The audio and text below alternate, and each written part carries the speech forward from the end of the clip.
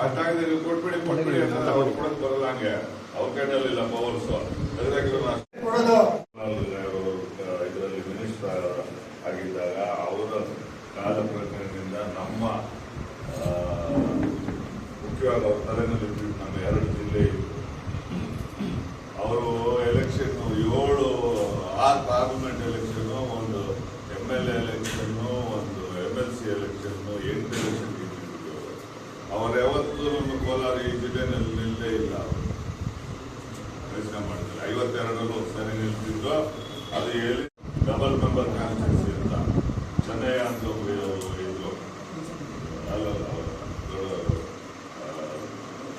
ದೊಡ್ಡ ತಿಮ್ಮಯ್ಯ ಅಂತ ಅವರು ಇವರು ಡಬಲ್ ಮೆಂಬರ್ ಕಾನ್ಸ್ಟಿಟ್ಯೂನ್ಸಿ ರಿಸರ್ವ್ ಒಂದು ಜನರಲ್. ಇಲ್ಲಿಂದ ಚಿತ್ರದುರ್ಗದವರೆಗೂ ಕ್ಯಾನ್ವಾಸ್ ಯಾಕಂದ್ರೆ ಚೆನ್ನಾಗಿದ್ದದು ಅವಾಗ ನಿಂತಿದ್ದ ಅಷ್ಟೇ. ಅಷ್ಟು ಬಿಟ್ಟರೆ ಮಿಕ್ಕಿದ್ದ 7 ಎಲೆಕ್ಷನ್ ಅವರು ಬೇರೆ ಬೇರೆ ಬೇರೆ ಕಡೆ ಗೆದ್ದು ಹೊಸಕೋಟೆ, ತುಮಕೂರು, ಚಿಕ್ಕಬಳ್ಳಾಪುರ ಇಂಥ ಕಡೆ ನಿಂತಿದ್ರು. ಬಟ್ ನಮ್ಮ ಪ್ರಾಂತ್ಯಗಳು ಚೆನ್ನಾಗಿರಬೇಕು ಅನ್ನೋ ಉದ್ದೇಶ ಇಟ್ಕೊಂಡು ನಮ್ಮ ಜನ ನೀರಿಲ್ಲ ನಮ್ಮಲ್ಲಿ ಏನು ಮಾಡಿದ್ರೆ ಸೋಲ್ತದೆ ಅಂದ್ಬಿಟ್ಟು ಜ್ಞಾನ ಇಟ್ಕೊಂಡು ಅವರು ಬೇಕಾದಷ್ಟು ಮಾಡಿದ್ದಾರೆ. ಇಲ್ಲಿ ಪ್ರೆಸಿಡೆಂಟ್ ಕಾಲೇಜು ಮಾಡೋರೆ, ML ಮಾಡಿದ್ರು ಅವರೇ. ಆಮೇಲೆ ಗುರುಗಳಿ ದೇವಸ್ಥಾನ ಕಟ್ಟಿಸಿದ್ರು, ಶ್ರೀರಾಮ ಮಂದಿರ ಮಾಡಿದ್ರು ಅವರೇ ಕಟ್ಟಿಸಿದ್ರು. ಇಟ್ಕೊಂಡು ಪ್ರೆಸಿಡೆಂಟ್ ಕಾಲೇಜ್ ಮಾಡಿದ್ದಾರೆ. ಇವತ್ತು ನೋಡ್ಬೋದು ಇಂಜಿನಿಯರಿಂಗ್ ಕಾಲೇಜು ಎಲ್ಲ ಇದೆ.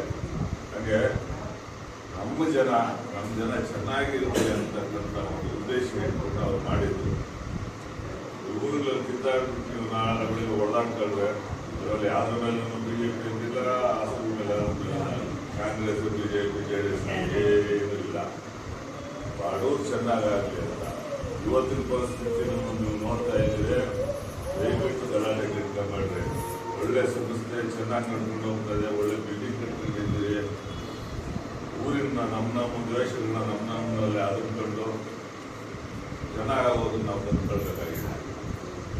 ಬೇರೆ ಪ್ರಯೋಜನ ಇಲ್ಲ. ನಾನೇನು ಮುಚ್ಚಾಕ್ತೀನಿ ಜಾಸ್ತಿ ಗಲಾಟೆ ಇಲ್ಲ ಅಂದರೆ ಯಾರನ್ನ ಜಾಸ್ತಿ ಚೀಟಗಳಾಗೋದು ನನಗೆ ಹಾಕ್ಬೇಕು. ನಾನು ಹೋಗ್ತಿದ್ದು ನ್ಯಾಯ ಮಾಡೋಕ್ಕೆ ನಾನು ಮಾಡಿದ್ದು ಸೊಸೈಟಿ ಜನ ಬಡವರು ಚೆನ್ನಾಗಿ ಬದುಕಲಿ ಅಂತ ಮಾಡಿದ್ದೀವಿ.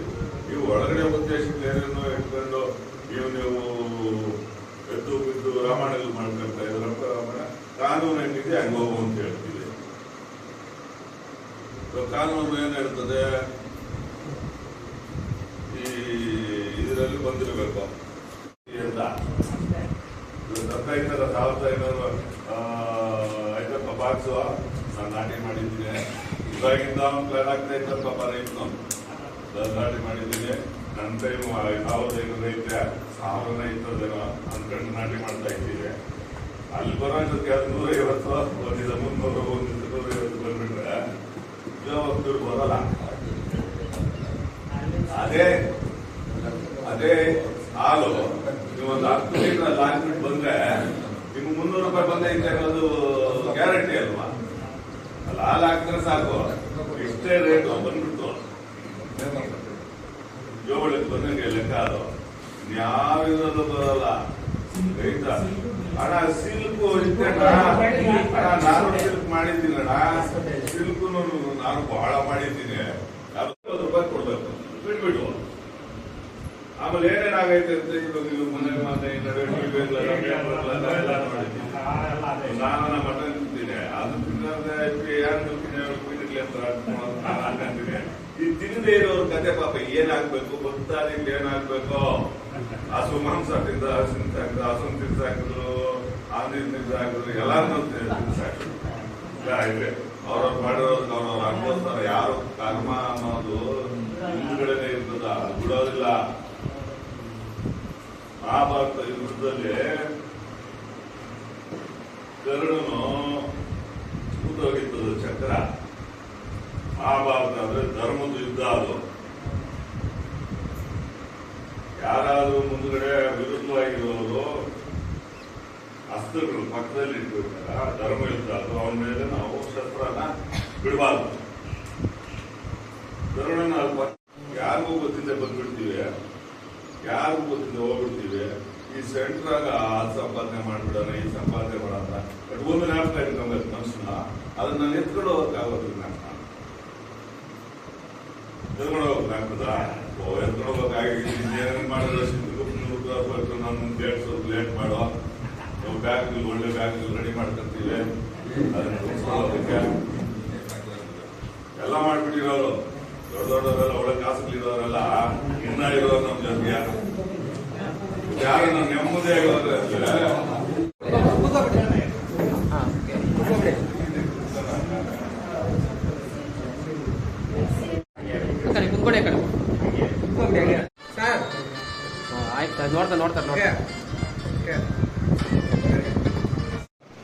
ಅದೇ ಒಂದು ದಿವಸ ಇಲ್ಲಿ ಊರಲ್ಲಿ ಹಿರಿಯರ ಸಮೂಹದಲ್ಲಿ ಅವ್ರ ಸಂಪರ್ಕ ಕರೆದು ಕೇಳ್ಬೇಕಲ್ಲ ಅವ್ರೇನು ಹೇಳಿದ್ರು ಕೇಳ್ಕೊಟ್ಟಿಲ್ಲ.